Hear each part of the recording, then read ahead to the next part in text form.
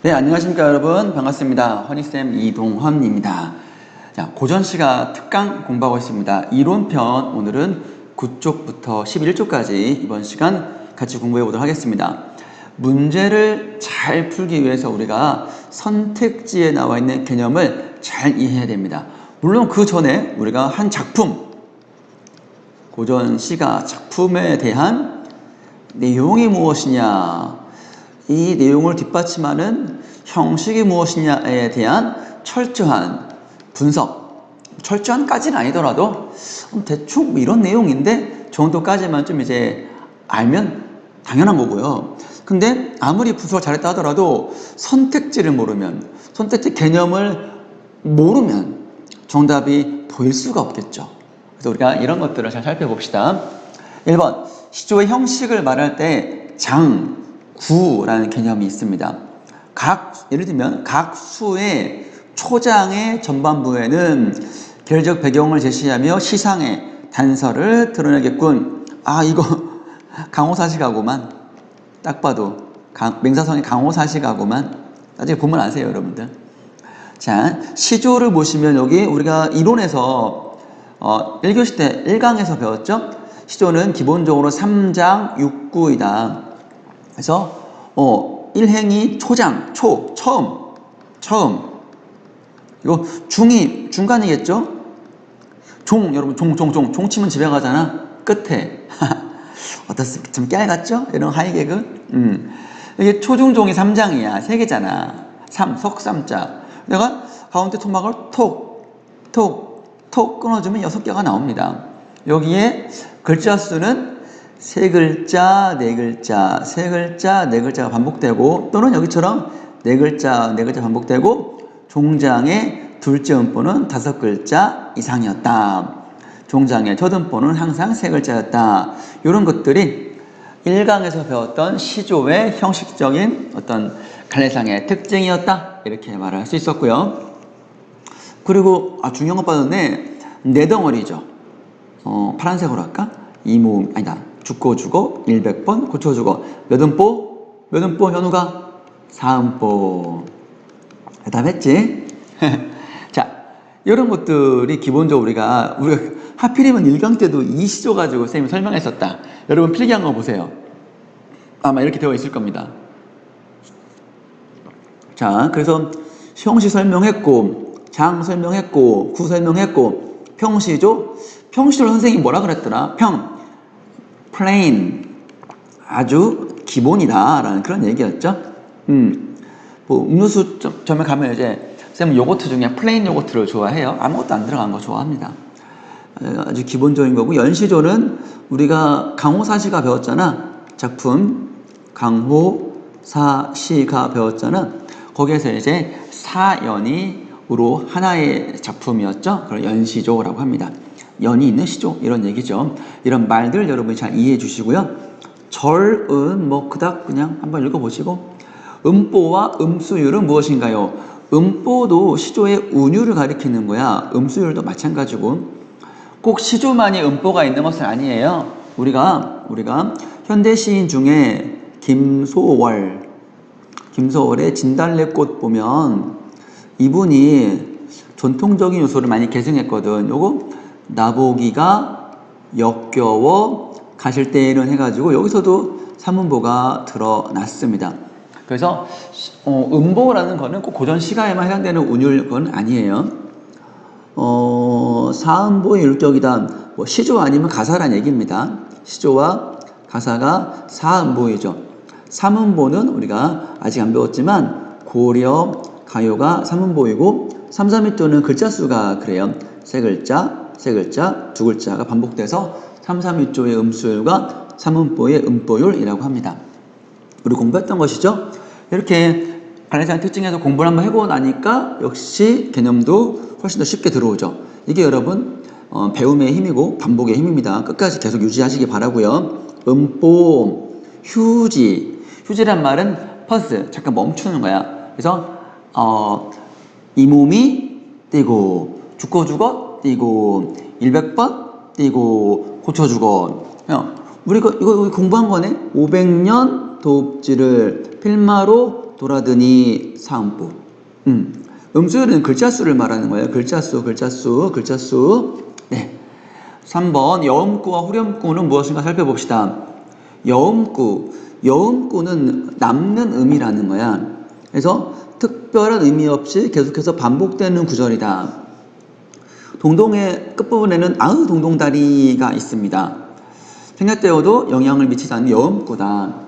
그래서 요 같은 경우는 뭐 괜찮죠? 여음구.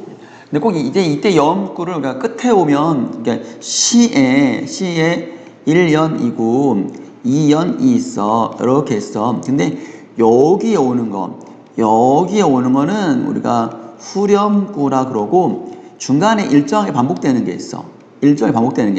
그런 것들을 우리가 여음이라고 합니다. 가시 같은 경우에 나난 이런 것들이 좀 있어요. 그때 가서 말씀드리고, 이런 것들이 시험 문제 이런 게 나오잖아. 여음구의 사용에 유어평가원이면은 이거는 고3 문제거든요. 여음구의 사용 여부가 차이겠다. 여음구가 있냐 없냐만 판단하면 되는 그런 문제였거든 이게. 그러니까 아으라든가 나난이라든가 아질가 이런 것들. 자, 아으 나난 아질가 이런 것들이 있는데 시조에는 이런 게 별로 없고, 시조에는 후렴구도 없고, 후렴구 있는 건 딱 하나 이제 어부사시사밖에 없거든. 그러니까 이제 보통은 이런 것들은 이제 고려가요 정도가 확인이 되겠습니다. 네. 여음구 역할은 이게 우리가 노래에서 트로트 같은 거 보면은 추임새라 그러나 그런 것들이 있을 때 좀 흥겨움을 돕고 음보율을 맞추고 좀 구분해주기도 해. 이런 것들이 있어서 안 들어가면 조금 감칠맛이 좀 떨어진다고나 할까? 그런 겁니다. 자, 후렴구는 우리가 잘 알고 있지요? 후렴구는 이렇게 연과 연 사이에 중간에 들어가서 딱 이제 구분이 되는 것이 좀 있는 것이죠. 자, 그러면 다음 페이지 가서 4번 보겠습니다. 감정이입과 객관 상관물 차이는 무엇인가요? 감정이입된 사물이 객관적인 상관물입니다. 다시 한번요. 화자의 감정, 그러니까 화자의 감정이 이입된이란 말은 화자 감정과 같은 사물, 보통 이제 자연물이 많아요. 귀뚜라미 같은 경우도 되니까, 곤충도 그런 거니까 사물이 객관적인 상관물입니다. 객관적인 상관물이고요. 우리가 시조에서 배웠을 때는 그 단정과 관련됐을 때 저 촛불 내 안 같아요. 겉으로 눈물 지고 속 타는 줄을 모르다 할 때 그 촛불이었고요. 그리고 또 이제 그 밑에 작품 중에서 고님 천만리 고님 여의 없고 지내오다가 물가에 앉아서 저 물도 내 마음 같아서 울면서 밤새 흘러가는구나 할 때 그 물, 이런 작품들 여러분 기억나시죠? 시조 중에 이런 것들이 화자의 감정과 일치합니다. 왜요? 슬퍼요. 안타깝고 임과 이별한 자신의 아픔을 촛불에 집어넣었어요. 그래서 화자의 감정과 객관의 사물인 촛불의 감정이 동일해요. 이럴 때 화자 감정이입되었다 그러고, 이때 촛불이나 물을 감정이입된 사물이라고 합니다. 네, 이런 것들을 왜 하냐면 우회적이란 말은 간접적으로 표출하는데 요게 조금 더 절실해요. 절실함이 크기 때문에 이걸 하는 거예요. 그래서 화자와 대상이 똑같은 감정을 느낀다. 그러면 시를 쓴 사람이 화자이고 촛불이 바로 대상이고 물이 바로 대상이었겠습니다. 감정이입, 어떠한 대상을 화자와 똑같은 감정을 느끼는 것처럼 표현하는 방법이다. 사랑하는 사람과 이별하는 화자가 지저귀는 새를 보면 새의 울음소리를 보고, 아니 새가 슬퍼서 우는지 어떻게 알아? 그냥 새가 기뻐서 우는 걸 수도 있잖아. 근데 내가 슬프니까 슬프게 운다고 생각하는 거야. 그렇지 뭐. 여러분들도 연애를 하면 세상이 다 밝아 보이잖아? 친구가 욕해도 기분 좋고. 그렇지 얘들아? 여러분들은 연애를 못하지? 아예 저런 불쌍해라. 미안합니다. 객관적인 상관물은 감정이입보다 범위가 넓다. 이게 무슨 말이냐? 무슨 말이냐? 이런 거야. 봐봐. 감정이입과 객관적인 상관물이라고 할게. 이렇게 보면 우리가 감정이입된 사물은 100% 다 객관 상관물이야. 그런데 객관 상관물이라고 해서 다 감정이입인 것은 아니야. 그러니까 객관 상관물의 범주가 더 넓다고 할 수 있겠지. 포함 관계로 본다면. 여기 봐봐. 유리왕의 황조가라고 아주 옛날 유리왕이 고구려 세운 동명왕 백제온조왕 할 때 동명왕의 아들이 바로 유리왕이야. 이 왕도 말이야. 왕도 이제 여인을 왕비가 딴 데로 도망가 버렸어. 중국 출신 왕비가. 그래서 혼자 터덕터덕 올 때 꾀꼬리를 본 거야. 꾀꼬리가 쌍쌍이 노네? 나는 혼자잖아. 그래서 외롭다 이거야. 그러면 꾀꼬리는 지금 논인드니까 정겨워. 정겨운 감정인데 나는 지금 외로워. 나는 지금 외로움이야. 같지 않지. 근데 그래서 감정이입은 아니야. 감정이입은 아닌데 객상은 돼. 왜 객상이 되냐면 여기 봐봐. 꾀꼬리를 봤으니까 감정의 환기인 거야. 감정의 환기. 꾀꼬리는 내 외로운 감정을 환기했어. 다시 한번 환기. 감정을 환기했기 때문이야. 그럼 환기라는 거는 불러 일으킨 거야. 불러 일으킨 거야. 그러니까 그냥 꾀꼬리가 없었으면 그냥 갈 텐데. 에휴 또 내가 왕이니까 또 다른 왕비 얻으면 되지 뭐 하고 할 텐데 하필 꾀꼬리가 짱쌍이 암수 커플이니까 커플이 잘 노네. 그러니까 더 외로움이 심화되는 거지. 여러분들이 그러니까 혼자 여러분 솔로인데 주위에 다 커플이야. 그러면 그렇지 좀 거시기 하지 기분이. 그런 거랑 마찬가지다. 이거 개념 중요하니까 여러분 잘 이해하시기 바라요. 여기 설명도 한번 읽어보고. 5번 청각적 이미지. 청각적 이미지만이니까 시각적 이미지가 엄청 많지. 우리 감각적 이미지라고 하는 거야. 이런 것들이 촉각도 있지, 후각도 있지, 미각도 있지. 그리고 고전 시가에는 공감각은 별로 없지만 현대시에서는 공감각이 엄청 어렵지, 중요하고. 그래서 뭐 청각적 이미지다. 소리니까 맞지. 음성 상징어도 있지. 음성 중에 의성어도 가능하겠지. 그래, 뭐 여기 다른 이미지도 있어. 공감적 이미지는 감각의 전이라고 하는 건데 여기 봐봐. 그녀의 갈색 머리는 따뜻했다. 아이고 참 좀 사랑하는 사람인가 보네. 갈색 머리를 보면 시각이잖아. 근데 따뜻하다는 것은 피부로 느끼는 촉각이잖아. 근데 왜 시각이 촉각하냐? 시각을 촉각으로 바꿨다는 얘기야. 그러니까 감각의 전이라는 말은 상상력을 발휘하는 거지. 그녀의 갈색 머리가 주는 느낌이 되게 포근한 거야. 근데 갈색 머리가 주는 느낌이 포근하다 라고 표현해버리면 좀 시스럽지 않잖아? 그래서 그냥 갈색 머리는 따뜻한 물이다. 뭐 이런 식으로 표현하면 은유법이고, 따뜻하다라고 하면은 공감적 이미지가 작동해서 연상되는 이미지가 참 좋지. 그래서 시각은 눈에 보이는 거잖아. 갈색 머리만 보이는 거야. 그 느낌이 따뜻하다라는 거지. 그 느낌이 갈색 머리에 따뜻함이니까 없지. X. 그래서 이렇게 화살표 치면 있는 거, 내가 느낄 수 있는 게 동그라미, 없는 게 X야. 그래서 시각의 촉각화라고 감각의 전이 양상을 정리하면 좋지. 예를 들면 하나만 더 해볼까? 이게 조금 이해가 어려우니까. 내 귀에 들리는 푸른 종소리라고 하면, 종소리는 청각이야. 푸른은 시각이지. 근데 종소리가 들릴 뿐 종소리의 색깔은 없잖아. 근데 기분이 좀 좋은가 보지? 팍 느낌이 주는 거니까. 만약에 기분이 좀 안 좋았다면 새까만 종소리, 좀 우울했다면 그랬겠지. 근데 여기서는 푸른이라고 했으니까 어떤 그 종소리가 주는 느낌을 좀 푸르게 표현한 거야. 그럼 종소리는 들리지. 종소리가 보이지는 않아. 요렇게 O에서 X로 화살표 치면 전이 양상은 뭐라고 할 수 있을까? 청각의 시각화라고 할 수 있겠지. 이렇게 하는 겁니다. 6번 한의 정서. 이것은 한은 우리가 한스러움이라고 하는 거야. 우리의 써봐. 전통적인 정서, 즉 내용에 관해서 그 주제와 관해서 중요한 내용인 거지. 슬픔과 속상함이 있다. 인 거야. 알았지? 한이다. 했고요.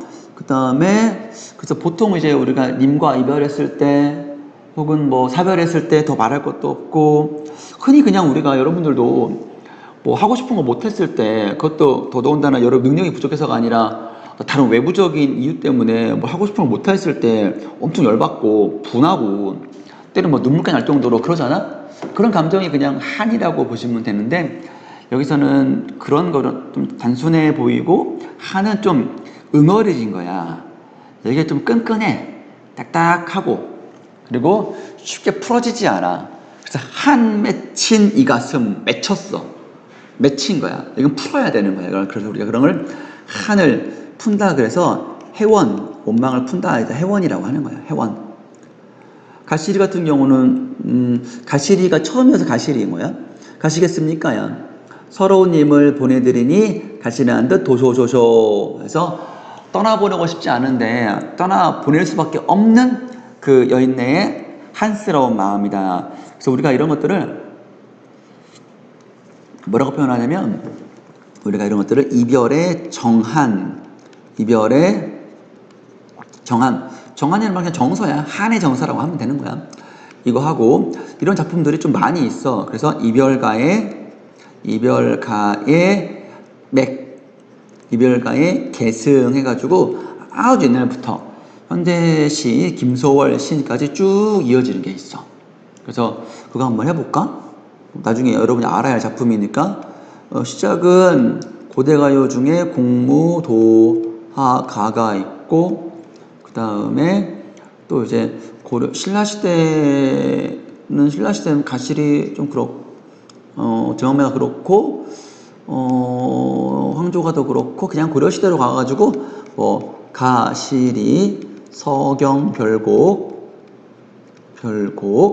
뭐 정과정 이런 것들 이고 또 이제 조선시대에 와서 우리 배웠던 황진이의 동시달 기나기밤 뭐 그런 것들 시조 뭐 기녀의 시조 마찬가지고 뭐 삼위인곡 우리가 앞으로 배우게 될 삼위인곡 송미인곡 이런 것들 하고 또 이제 대표적으로 또 이제 뭐 이제 그 현대시로 왔을 때 김소월의 진달래꽃 정도. 물론 이 사이사이에 작자 미상의 시들도 엄청 많아. 그래서 주제가 이제 보통 님과 이별, 그리움이라고 하나 있었잖아요. 그런 것들을 이제 그런 작품들이 좀 많이 있다. 이렇게 이해하시면 좋겠습니다. 다음 페이지 갈게요. 11쪽. 모티프라는 말이 많이 나와. 동일한 모티프가 서로 다른 형식 속 작품으로 수용되었군이라 그랬어. 보통 우리가 이야기에 중심되는 소재나 주제인데 모티프 예를 들면 이런 거야. 여기 보면은 여기서 천손 하강형 같은 데에서 뚝 떨어지잖아. 이런 것들을 우리가 이런 것들을 뭐라 그러더라? 무슨 모티프더라? 미안해요. 갑자기 생각 안 났어. 적강 모티프야. 적강. 하늘에 있는 선녀, 선관이, 신선이 땅으로 내려오는 거야. 하늘에서 땅으로 내려오면서 이야기 시작되는 게 적강이 모티프, 중요한 소재가 되는 거지. 또 여기서 이제 뭐가 있냐면은 난생 모티프, 알에서 태어나는 거야. 또 뭐가 있냐면 변신 모티프. 보통 우리가 변신 전과 변신 후가 좀 달라져. 변신 전에는 여러 가지 제약이 좀 있다가 변신 후에는 그런 제약을 그래서 이제 제약이 있다가 변신하면 이런 제약을 극복하고 영웅으로 거듭나거나 어떤 문제를 문제를 해결하는, 문제를 글 잘 쓸게요. 문제를 이제 해결하는 경우가 많이 있습니다. 자, 이런 것들이 모티프라고 합니다. 영웅의 이 보편적인 영웅 서사 구조는 영웅의 일대기 구조라고 하는 거거든. 일대기. 태어나서 죽을 때까지의 하나의 서사 구조야. 이게 이야기의 뼈대라는 소리입니다. 여기에 이제 살이 좀 더 붙어가지고 이야기가 만들어지는 거예요. 아우, 뭘 말했더니 목이 좀 거시기 하네. 미안합니다. 그래서 이거는 우리가 지금의 어떤 어벤져스 같은 영화 같은 데에도 이런 서사 구조가 있어요. 어떤 주인공이 뭔가 좀 시련이 있어. 근데 알고 봤더니 피가 되게 좋아. 그러니까 뭔가 출생의 비밀 같이. 원래는 되게 잘 나가는 집안이었는데 꼬여가지고 일이 꼬였어. 그러다가 누군가 도와줘. 그리고 막 일을 막 나중에는 이제 다 끝내버리고. 그래서 해피엔딩이 끝나고 뭐 그런 거 좀 있습니다. 이런 것도 여러분들이랑 나중에 고전 소설 할 때 시보다는 소설에서 더 많이 나오는 게 영웅의 일대기 구조입니다. 고전 소설 공부할 때 같이 공부할 때가 있을 거예요. 용어 정도만 알아두시기 바랍니다. 대상과의 문답, 묻고 답하는 거예요. 질문 대답이다. 이거는 이제 대화체가 되는 거죠.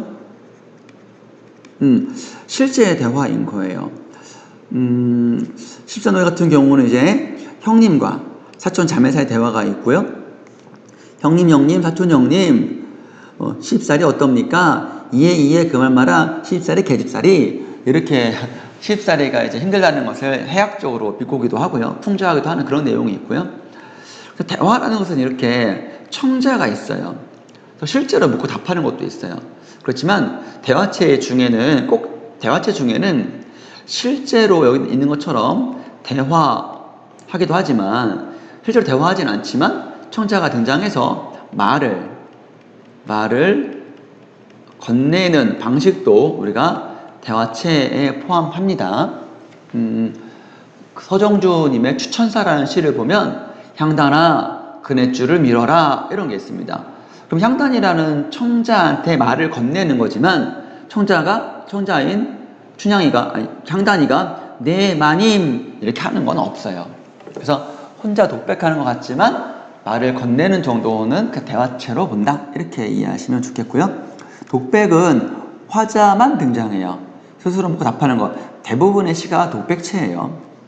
대부분의 시가 독백체이고 대화하는 것 같지만 혼자 묻고 답하는 것도 있어요. 자문자답이었죠. 이것도 우리 배운 시조다. 자연친화에서 무릉하면은 무릉도원이잖아. 무릉도원에서 동양에서 말하는 이상향이죠. 동양에서의 이상적인 곳. 싸움도 없고 배고픔도 없고 뭐 그런 것들인 거죠. 자, 서리법과 문답법. 서리법은 의문형이긴 하지만 질문이 궁금해서 하는 게 아니라 당연한 사실을 강조하기 위해 일부러 의문문하는 거예요. 임향한 일편단심이야 가실줄이 있겠느냐? 없어질 줄이 있겠느냐? 없어지지 않는다. 가실줄이 없다. 없어지지 않는다. 고려 배신 없다. 없어지지 않는다. 뭐 이런 얘기예요. 근데 문답법은 이렇게 묻고 답하는 게 있다. 서리법은 굳이 대답할 필요가 없다. 이 소리입니다. 선경, 후정. 말 그대로 선경이라는 거는 먼저 경치, 경자. 먼저 경치. 그 다음에 후정. 뒤에 화제 정성. 그러니까 아름다운 경치 보고 우와 멋있네. 이야 하는 거 우리의 상식 아니겠어? 보통 우리가 자연 친화의 작품 드러낼 때 빼어난 자연 경치를 보고 느낀 감흥을 표현할 수 있지 않을까? 이런 데서 많이 나옵니다. 네. 수미상관 같은 경우는 헷갈릴 수 있으나 시의 처음과 시의 끝부분이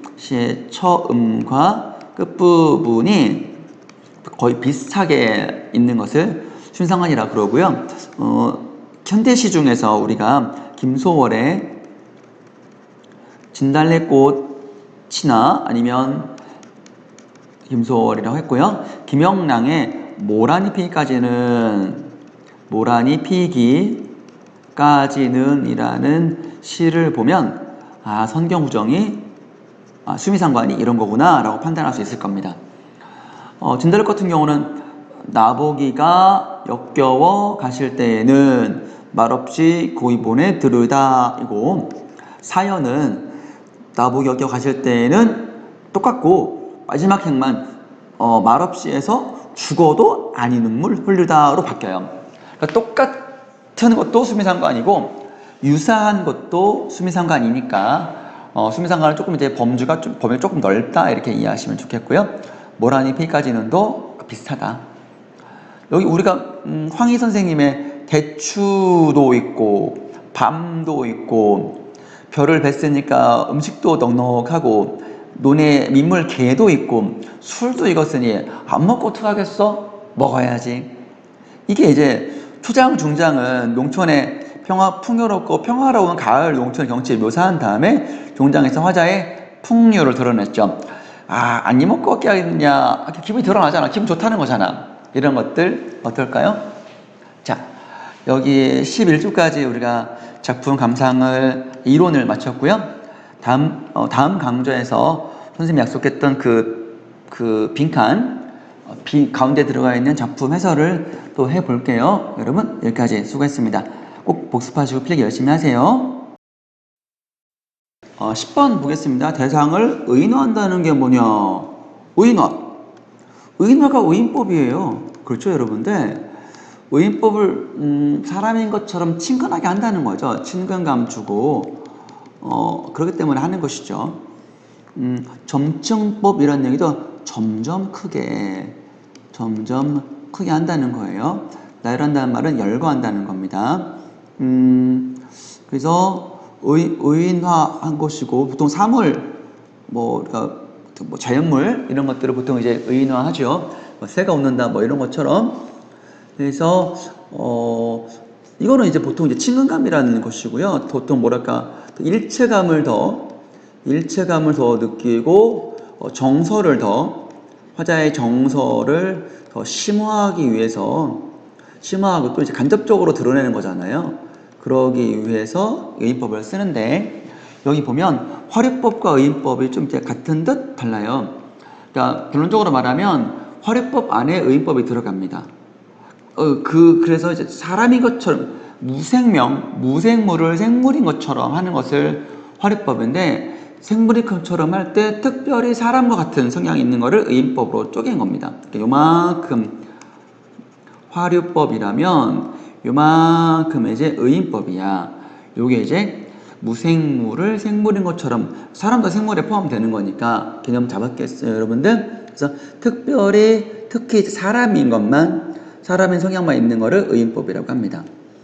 그럼 이게 화류법과 의인법을 어떻게 구별하냐라는 건데, 여기 봐봐. 날거든 뛰지나 말지, 서 있거든 솟지나 말지, 이런 것들. 산봉우리, 금강산의 아름다운 산봉우리가 마치 생동감이 있는 것처럼 표현하기 위해서 날기도 하고 뛰기도 하고 서 있기도 하고 솟기도 하고, 굉장히 변화무쌍한 그 봉우리의 모습을 이렇게 묘사한 거예요. 자, 날고 뛰고 서고 솟는 것은 감정이 개입된 행위가 아닌 생물 전체가 행위할 수 있다. 꼭 사람이 하는 것 치고는 어떻게 솟을 수 있겠어, 그지? 그래서 이럴 경우에는 화류법이라고 한다. 예요. 그래서 특히 화류법은 수능에서는 별로 이렇게 언급되지 않고 의인법이 주로 언급되고요. 두 개를 구분하는 것은 여러분 2학년 때 내신에서 아마 어떤 한 작품이 특히 화류법이다. 우리 광야라는 시에서는 이웃사의 광야라는 시에서 모든 산맥들이 바다를 연모해 휘달린다. 모든 산맥들이 바다를 연모해 휘달릴 때에도 차마 이것을 범하지 못하였으리라 라는 3년의 19절에서 우리가 여기 산맥이 바다를 연모한다는 거는 사랑한다는 거거든. 여기서는 이제 의인법이라고 했었고, 마치 동물처럼 휘달린다. 사람이 휘달리진 않거든. 요걸 우리가 화류법이라고 했었습니다. 이렇게 있고, 자, 그래서 내신에서는 특히 이제 활용법이라고 하면 활용법만 외워두고 보통은 그냥 의인법으로 이해하시면 좋을 것 같습니다. 대상의 의인화는 모두 감정이입인가? 그렇지 않습니다. 감정이입이 되기 위해서는 대상의 의인화가 이루어진다. 의인화된 대상의 감정과 같아야지만이 감정이입이 되는 거예요. 그러니까 우리가 보세요. 슬픈 처지에 놓인 화자가 행복한 꽃들이라고 대상을 의인화했을 때에는 꽃은 행복하고 화자는 행복한 게 아니니까 감정이입이라 볼 수는 없죠. 그래서 우리가 대상의 의인화와 감정이입은 따로따로 볼 필요가 있겠다. 같은 것도 있고 그렇지 않은 경우도 있다. 여기 이제 객관 상관물까지 앞에서 배웠던 거랑 같이 집어넣으면 상관물 보면은 행복한 꽃들이다 하면은 꽃이 행복하다 의인법은 되고 화자의 처지가 만약에 행복하지 않았다면 행복하지 않은 화자가 꽃들을 보고 행복하다라고 말하는 것은 반어적인 표현도 가능할 것이고 또 이 꽃들 때문에 자신의 불행함이 더 강조됐다면 환기됐다면 저건 상관물이라고 볼 수 있겠죠? 그렇지만 감정이입이라고 볼 수는 없겠네요. 화자는 불행하고 꽃은 행복하다고 했으니까 여러 가지 표현 기법이 나올 수 있겠네요. 이런 것들이 좀 이제 여러분들이 이론을 공부하고 선생님의 간단한 설명을 잘 기억해서 필기해서 계속 곱씹어 볼 필요가 있어요. 네, 언젠가 또 다른 형식의 포맷으로 이론 개념도 공부할 거예요. 자, 11번 점층적 나열이다 그랬습니다. 점층적 나열이다. 의인화란 말 알죠? 점층적 나열이다 그랬습니다. 시어의 뜻이 점점 더 강하고 깊어진다. 그래서 내가 확대라 그랬잖아요. 점점 확대, 점점 크게 라고 했습니다. 여기 있네요. 우리 배웠던 거네요. 우리 이 시조 공부할 때에도 점층법이 있었다고 그랬습니다. 내가 죽어서 100번 죽는다. 100번이라는 거야. 한 번, 두 번, 세 번, 네 번, 100번이니까 점점 크게 다는 거지. 그지? 이런 것들입니다. 점층의 반대가 여보라네. 점층의 반대가 점강법이에요. 점강법. 점층은 점점 크게, 점강은 점점 약하게. 점점 약하게요. 강자가, 이거 다시 쓸게요. 이거 점강 다시 쓸 겁니다. 여러분, 강할 강자가 아니라 내릴 강자야. 점점 내려간다. 강도가 약해진다. 이 소리예요. 네, 그 다음에 여기 있네. 여기 있네. 선생님 이걸 못 봤네. 약하게, 작게 하고 낮게 하는 거예요. 이 강자가 우리 승강기 할 때의 강자, 내릴 강자예요. 내리다, 내릴 강자예요. 하강적 이미지가 있는 거예요. 하강적 이미지가 있는 겁니다.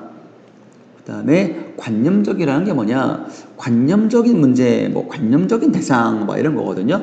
관념적은 눈에 보이지 않는 추상적이라고 이해하면 되겠습니다.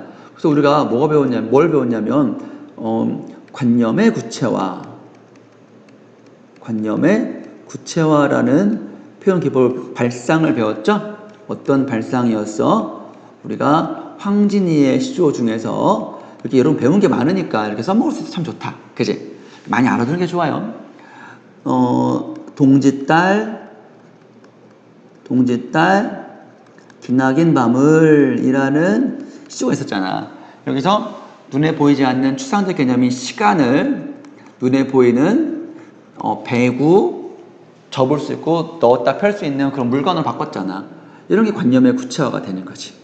자, 그래서 느낄 수 없는 이라는 말이 감각이라는 말은 볼 수 없고 만질 수 없고 여러 가지 감각이라는 거지. 자, 그래요. 추상적인 거다. 이렇게. 네, 그거를 눈에 보이지 않는 걸 어떻게 표현하겠어? 눈에 보이는 걸로 빗대어서 표현할 수밖에 없겠지. 그래서 관념의 구체화라고 하는 거야. 여기 오류등가 같은 경우는 유학자인 거야. 그래서 이런 것들을 관념적 주제라고 하는 거야. 알았지? 부모의 은혜가 눈에 보이는 게 아니잖아. 충성 눈에 보이는 게 아니잖아. 공경, 우애, 신이 눈에 보이는 게 아니라서 유기적인 관념적인 주제라고 하는 거예요. 자, 그래서 12쪽까지 이론을 마무리했네요. 여러분 수고했습니다. 다음 강좌에서는 그 보충 작품 해설을 더 하겠습니다. 30쪽이죠? 좀 이따 만나겠습니다. 수고했습니다. 안녕.